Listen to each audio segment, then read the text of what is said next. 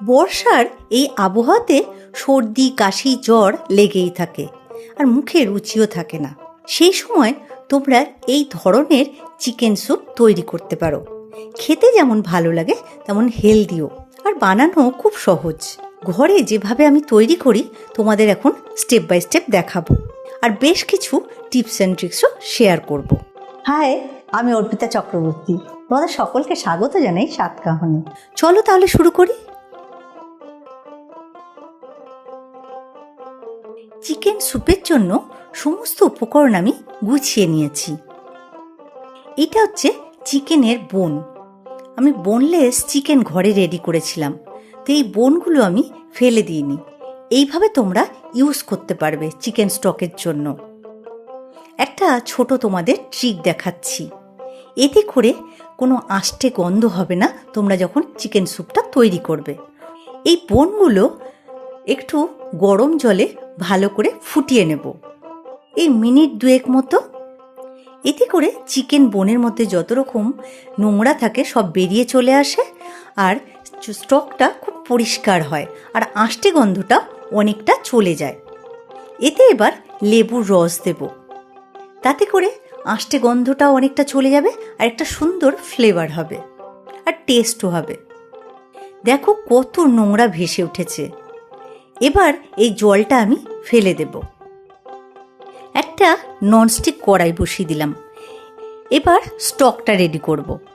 প্রথমে 3 to 4 table spoon আমি সাদা তেল দিচ্ছি, আর একটা কিউব বাটার দিচ্ছি, 7-8টা গোলমরিচ, একটা তেজপাতা।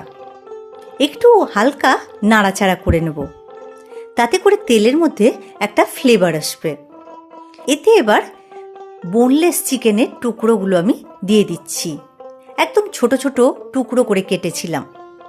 মোটামুটি 250 গ্রাম মতো এখানে বোনলেস চিকেন আছে। এতে এবার 1 টিস্পুন নুন দিচ্ছি। মিনিট 2 ভেজে নেব।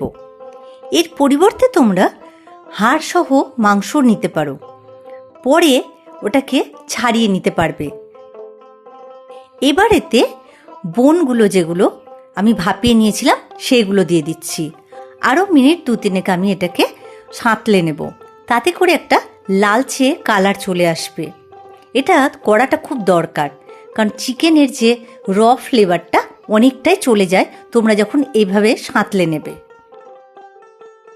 লালচে রং ধরে গেছে। এবার আমি এতে জল দেব।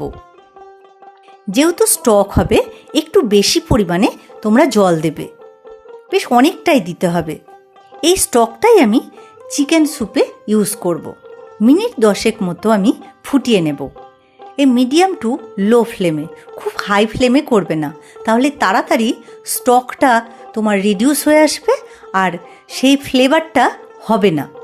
এই স্টকটা তোমরা যে কোনো ধরনের চিকেনের স্যুপ বা স্টুতে ইউজ করতে পারবে। চিকেন স্টকটা রেডি হয়ে গেছে, এবার ছেঁকে নিচ্ছি।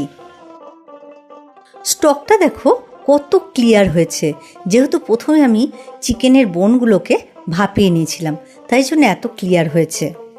এবার তেজপাতা, গোলমরিচ আর বোনগুলো তুলে নিচ্ছি।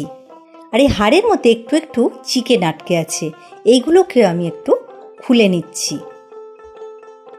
চিকেন স্টকটা এবার এর মধ্যে ঢেলে দিচ্ছি। আমি এখানে আমার ইচ্ছে মতো আমি সবজি নিয়েছি, গাজর, বিনস, বেল পেপার। তোমরা তোমাদের পছন্দের মতো সবজি নিতে পারো। প্রথমে বেল পেপারগুলো একটু সাঁতলে নেব, তাতে করে ফ্লেভারটা খুব ভালো আসে। কাঁচা বেল পেপার দিলে ফ্লেভারটা খুব একটা ভালো লাগে না স্যুপটার মধ্যে, তাই আমি একটু কষে নিই হালকা করে। এই মিনিট 2 একটু মিডিয়াম টু লো ফ্লেমে সাঁতলে নেব। এগুলো এবার রেডি হয়ে গেছে, তুলে নিচ্ছি। অন্যান্য সবজিগুলো আস্তে আস্তে স্টকে দিয়ে দেব। গাজর অর্ধেকটা আছে এখানে, কিছু সুইট কর্ন এই 1/4 কাপ মতো, কুচনো বিনস 1/4 কাপ মতো, মিডিয়াম সাইজ একটা কুচনো পেঁয়াজ, 2 টেবিল স্পুন মতো রসুন কুচি দিচ্ছি, আর 1 টেবিল স্পুন আদা কুচি, 1/2 টিস্পুন নুন দিচ্ছি। এখানে একবার নুনটা চেখে দেখে নেবে, প্রয়োজন মতো তাহলে দিতে পারবে। হাফ টিস্পুন গোলমরিচ গুঁড়ো দিচ্ছি। হিটটা একদম কমিয়ে দিলাম। মিনিট 10 ফুটতে দেব। তাতে করে স্টক আর ভেজিটেবলসের সব ফ্লেভারগুলো একসঙ্গে মিশে স্যুপটার ফ্লেভারটা অনেকটা সুন্দর হবে। স্প্রিং অনিয়ন একটু কুচিয়ে নিচ্ছি। এবার এই কুচনো স্প্রিং অনিয়নগুলো দিয়ে দিচ্ছি। মোটামুটি 1/4 কাপ মতো হবে। আবার একটু ভালো করে নেড়ে দেব। প্রয়োজন হলে একটু গরম জল অ্যাড করতে পারো। এবার সাঁতলানো বেল পেপারগুলো এর মধ্যে দিয়ে দিচ্ছি।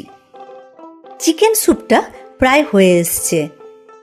এর মধ্যে এবার 2 চামচ কর্নফ্লাওয়ার জলে গুলে সেটা দিয়ে দিচ্ছি। তাতে করে স্যুপটা একটু ঘন হবে, বেশ একটা কনসিস্টেন্সি আসবে। একটা ডিম বিট করে নিচ্ছি। 3 to 4 টেবিল স্পুন আমি স্যুপের মধ্যে দিয়ে দিচ্ছি। চিকেন স্যুপটা রেডি হয়ে গেছে। এবার নামিয়ে নিচ্ছি। তাহলে দেখলে তো কত সহজে ঘরে তৈরি হয়ে গেল চিকেন স্যুপ, একেবারে রেস্টুরেন্টের মতো। এইভাবেও খেতে পারো, নাহলে যে কোনো ধরনের ব্রেড বা এক মুঠো নুডলস সেদ্ধ করে সেটা দিয়েও খেতে পারো, বেশ লাগে। এই রেসিপিটা তোমাদের কেমন লাগলো কমেন্ট করে জানাবে। আর যদি নতুন রান্নার কোনো রেসিপি দেখতে চাও সেটাও কমেন্ট করে জানাবে। আমি অর্পিতা চক্রবর্তী, তোমরা দেখছিলে স্বাদকাহন। খুব ভালো থেকো তোমরা।